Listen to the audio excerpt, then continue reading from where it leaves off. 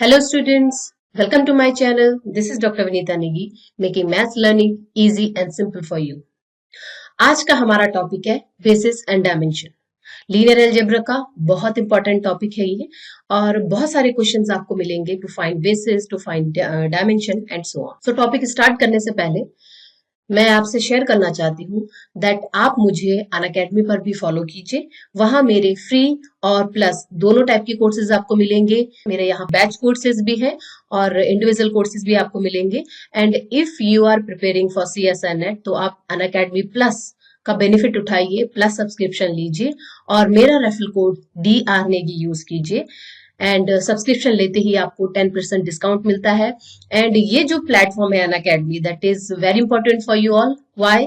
Because यहाँ पे आपको PDF कोर्सेज मिल रहे हैं. आपके पास रेगुलर क्लासेस होती हैं. रेगुलर क्लासेस में आप 1-to-1 कन्वर्सेशन के रिस्पेक्टिव अपने डाउट्स क्लियर करते हैं और PDF नोट्स भी आपको यहाँ पे मिलते हैं. डाउट क्लासेस भी आपकी होती है, क्विज यहाँ पे होते हैं, मॉक टेस्ट होते हैं. सो CSI नेट के लिए कॉन्टिन्यूस मोटिवेशन के साथ, एक कॉन्टिन्यूस प्रोसीजर में आप स्ट्रेटेजी के साथ अगर प्रिपेयर करेंगे सो डेफिनेटली ये आपके लिए हेल्पफुल होगा. सो अनअकैडमी पे जरूर आप मुझे फॉलो कीजिए. ओके, तो स्टार्ट कीजिए. आज का जो टॉपिक है बेसिस एंड डायमेंशन. सो सबसे पहले हम देखते हैं basis. So what is basis? Basis का मतलब आप एक सबसेट की बात कर रहे हैं. ये सबसेट S किसी vector space V over the field F के रिस्पेक्टिव एक सबसेट है. आप कब कहेंगे ये S सबसेट बेसिस फॉर्म करता है? अगर इस S सबसेट ने दो कंडीशन सेटिस्फाई कर दी तो पहला, L of S is equal to B. V में S से जनरेट होते हुए सारे के सारे लीनियर कॉम्बिनेशन आपको मिलने चाहिए. LFS means linear span. Linear span means जितने भी पॉसिबल लीनियर कॉम्बिनेशन है वो सारे लीनियर कॉम्बिनेशन किसके इक्वल होने चाहिए? वेक्टर स्पेस के इक्वल होने चाहिए. और साथ ही साथ किससे जनरेट होने चाहिए? इस S से जनरेट होते हुए होने चाहिए. प्लस अगर ये S लीनियरली इंडिपेंडेंट भी है तो हम कहेंगे दैट इज बेसिस. मींस एक तो सारे के सारे S से जनरेट होने चाहिए, दूसरा ये S आपका LI होना चाहिए, लीनियरली इंडिपेंडेंट होना चाहिए. लीनियरली इंडिपेंडेंट और लीनियरली डिपेंडेंट हम कैसे फाइंड करते हैं? मेरी आप प्रीवियस वीडियोस भी देख लीजिए. ओके, आपको यहाँ पे लिंक मिल जाएगी. सो कैसे हम पता करेंगे दैट इज LI और LD? सो सिंपली आपको करना क्या है, किसी भी पर्टिकुलर वेक्टर को आप कैसे प्रूव करेंगे कि वो LI है या नहीं? आप एक लीनियर कॉम्बिनेशन फॉर्म करेंगे. ठीक है, this is your linear combination with respective x1, x2, x3 को हमने देखना है कि ये आपका LI है या नहीं. सो A1, A2, A3 हमने फील्ड से कोई एलिमेंट्स ले लिए, सारे के सारे कैसे हैं? स्केलर्स हैं.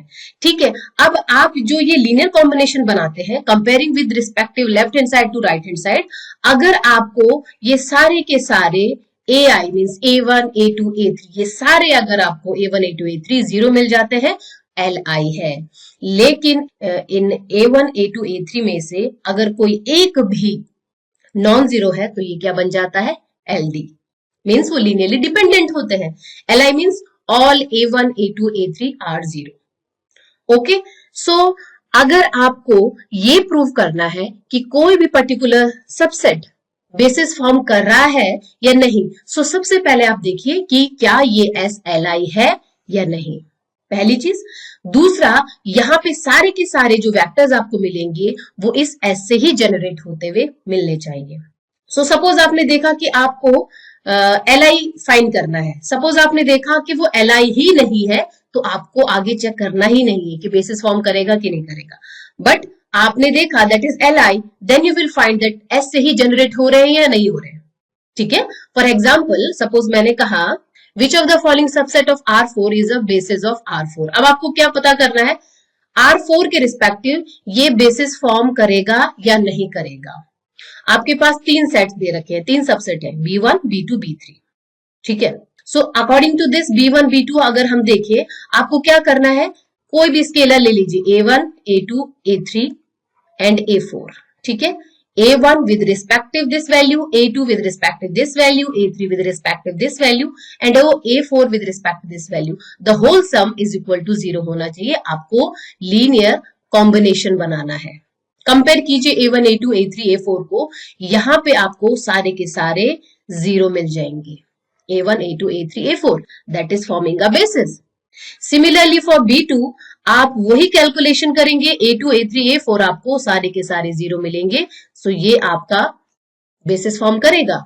लेकिन जब हम इसकी बात कर रहे हैं, सो जब आप इसे सॉल्व करेंगे, ए या बी में से आपको दो वैल्यू ऐसी मिल जाएंगी जो आपस में रिलेट हो रही है, ए और बी आपस में रिलेट हो रहे हैं, लीनियरली डिपेंडेंट है, मींस यहाँ पे कुछ वैल्यू आपको 0 नहीं मिलेंगी। इट मींस ये जो B3 है that is not forming the basis. So how you will find any subset forming a basis or not? Just you have to find that is Li or not. अगर Li है तो basis form करेगा, otherwise नहीं।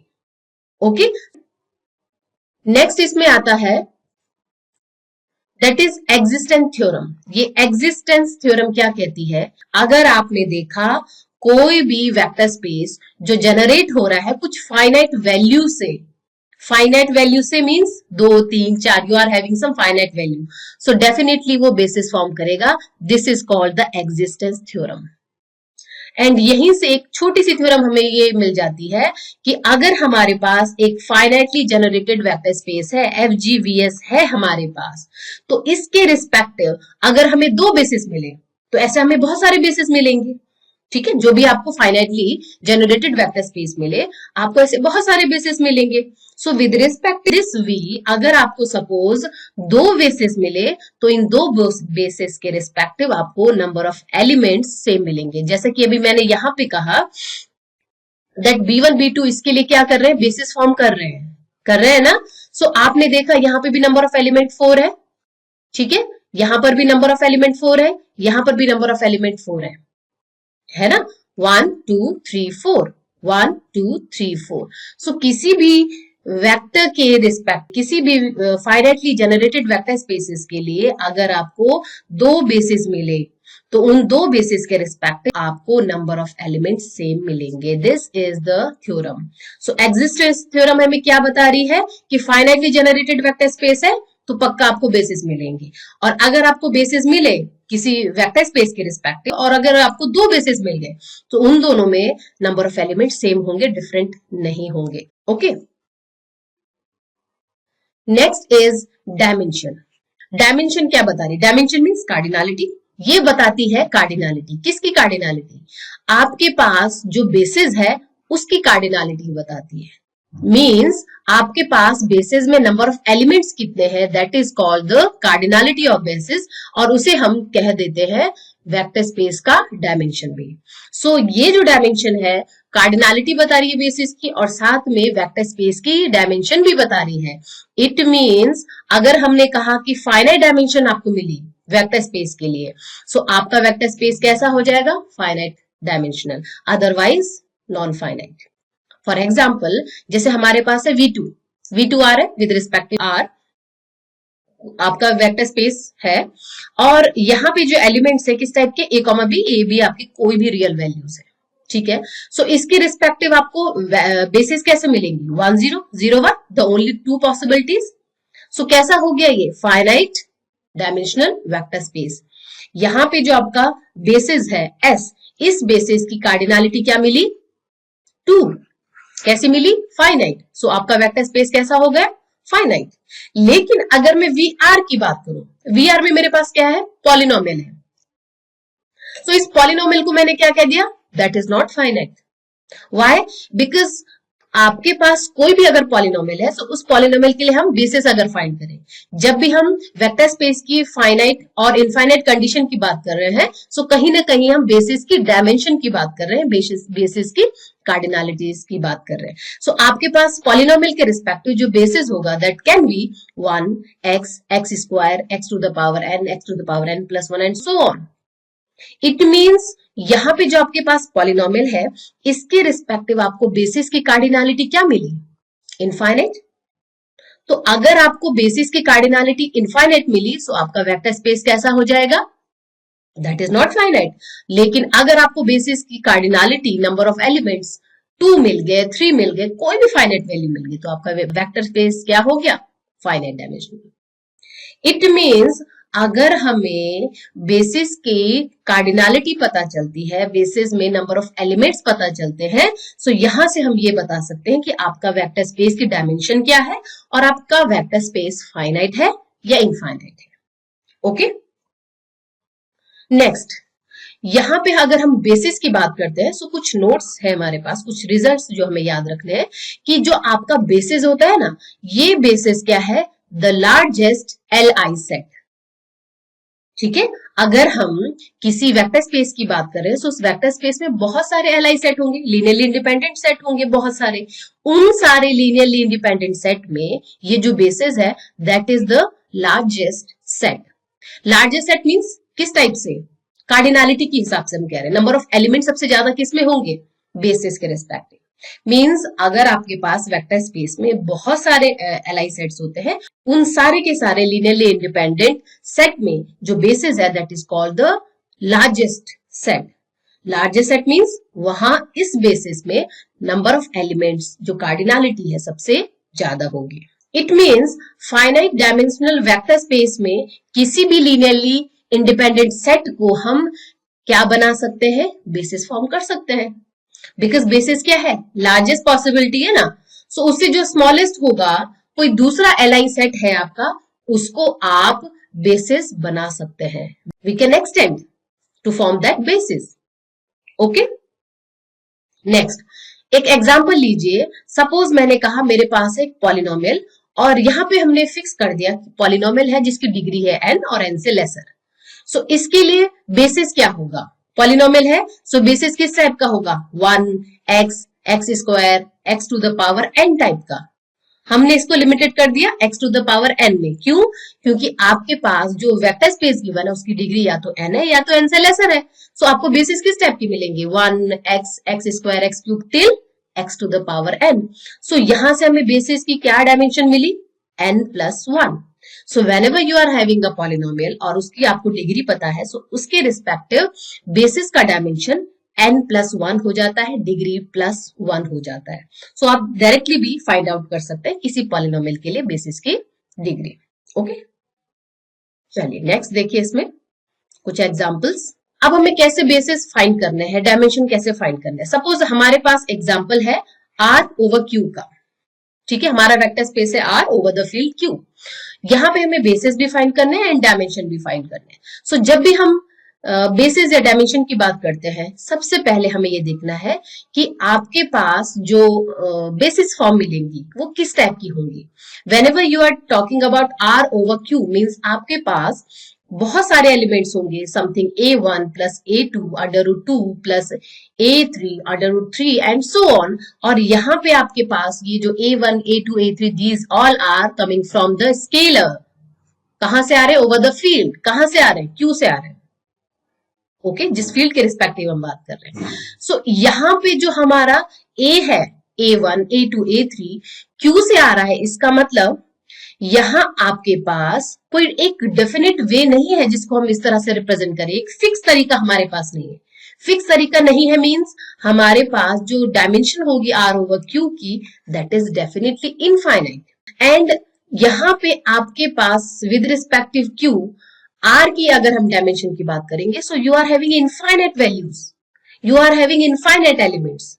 सो basis तो आपके पास यहाँ पे denote होगा नहीं बिकॉज आपके पास कोई स्पेसिफिक तरीका नहीं है। लेकिन यहाँ पे हमारी जो डायमेंशन होगी over Q that is infinite. Infinite तरीके हैं आपके पास, इनफाइनाइट वेक्टर्स है आपके रिप्रेजेंटेशन करने के। ठीक है, एंड इनफाइनाइट वेक्टर्स है बट इनको एक सिंगल मैनर में और किसी पर्टिकुलर मैनर में हम इसको रिप्रेजेंट नहीं कर सकते। सो वी कांट से कि बेसिस क्या होगा, बट वी कैन से कि डायमेंशन इनफाइनाइट होगा। यहीं पे अगर मैं R/X की बात करूं, सो R/X मींस R के रिस्पेक्टिव आपके पास A0 A1X A2X square and so on. यहाँ पे A1 A2 सारे के सारे आपके रियल वैल्यूज है। आपको एक रिप्रेजेंटेशन मिल गई कि आपको एक पॉलिनोमियल मिलेगा। अगर मैं बेसिस की बात करूं तो मुझे बेसिस किस टाइप के मिलेगा, 1x x square x cube and so on, एक पॉलिनोमियल मिलता रहेगा ना मुझे। ओके, सो बेसिस इस तरह से रिप्रेजेंट होगी एंड यहां भी डायमेंशन आपकी इंफिनिटी होगी बिकॉज विद रिस्पेक्टिव R आपके पास पॉलिनोमियल है एंड पॉलिनोमियल तो आप डिफाइन कर ही नहीं सकते. So you are also having here infinite vectors. Okay, so basis को किस तरह से रिप्रेजेंट किया हमने आर एक्स के रिस्पेक्टिव, एक पॉलिनोमियल के फॉर्म में, और बेसिस क्या हो गया 1x x square and so on. Means आपके जो a0 a1 a2 इसके जो कोफिशिएंट है, these are the basis points. So basis हमारा आ गया 1x x square and so on and dimension is infinity. Okay, next. So next हमारे पास है, यहां पे हमें दो स्टैंडर्ड बेसिस फाइंड करनी है और डायमेंशन फाइंड करनी है, सी ओवर आर की फाइंड करनी है. ठीक है, सी ओवर आर की बात अगर हम करें, सो हमने बात करी कॉम्प्लेक्स नंबर की. अब जब भी हमारे माइंड में बात आती complex number means x plus i y, fix तरीका है ना, किस तरीके से रिप्रेजेंट होगा a प्लस आई बी, एक फिक्स मेथड है. ए भी आपके पास कोई भी रियल वैल्यूज होंगी, लेकिन रिप्रेजेंट हम a प्लस आई बी तरीके से ही करेंगे. ठीक है, एंड यहाँ पे जो एल आई स्पान करेगा for C, that is only coefficient of a and b, that is 1, i. So जो स्टैंडर्ड बेसिस है that is 1i over CR and the dimension is 2. There is only two elements 1 and I. आप और A और B को replace करते जाइए, आपको ऐसे बहुत सारी वैल्यूज मिलेंगी, लेकिन सारे के सारे बनेंगे किससे, 1 and I से.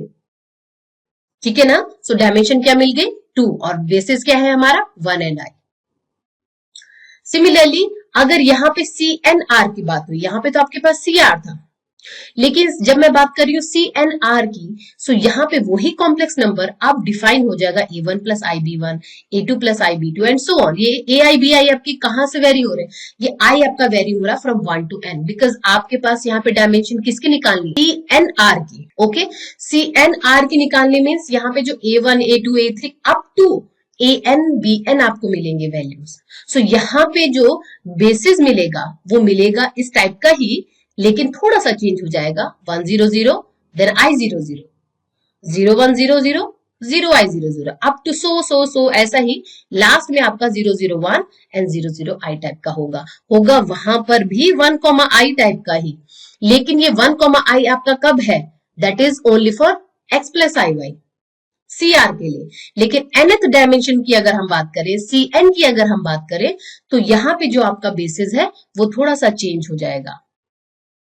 ओके, एंड यहीं से हम डायमेंशन जो पता करेंगे that is 2 to the power n. वो किसके अकॉर्डिंग वेरी कर रहा है, that is depending only on the value of this n, because यहाँ पे ये n 1 था, so that is 2 to the power 1. Okay, because यहाँ पे n है, so 2 to the power n. Suppose आपके पास C5R की बात करी हमने, सो आप इसके रिस्पेक्टिव डायमेंशन फाइंड कर सकते हैं. You can find the dimension as 2 to the power 5. ठीक है. ओके, सो अनअकैडमी पर फॉलो कीजिए मुझे, और वहां पे आपको अपडेट्स मिलते रहेंगे कौन कौन सी क्लासेस कब होती है, एंड फ्री क्लासेस आप जरूर देखिए. आपको एक्सपीरियंस कैसा लगा आप जरूर मुझे बताइएगा. Okay, thank you so much.